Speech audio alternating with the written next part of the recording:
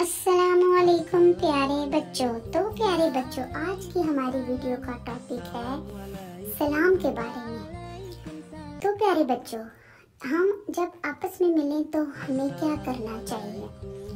सलाम करना चाहिए, एक दूसरे से हाथ मिलाना चाहिए। हम सलाम किस तरह से करते हैं? हम जब एक दूसरे से हाथ मिलाते हैं तो कहते हैं अस्सलामुअलैकुम। जिसको सलाम करते हैं वो क्या जवाब देता है? दूसरे को कहना चाहिए वालेकुम अस्सलाम। अस्सलाम वालेकुम का क्या मतलब है प्यारे बच्चों? तुम पर सलामती हो। वालेकुम अस्सलाम का क्या मतलब है? तुम पर भी सलामती हो। तो प्यारे बच्चों, हमें चाहिए कि हम जब भी एक दूसरे से मिलें तो उनको सलाम जरूर करें। इससे हम एक दूसरे को बहुत अच्छी दुआ देते हैं। तो प्यारे बच्चों, मेरे चैनल को सब्सक्राइब करें। अल्लाह हाफ़िज़।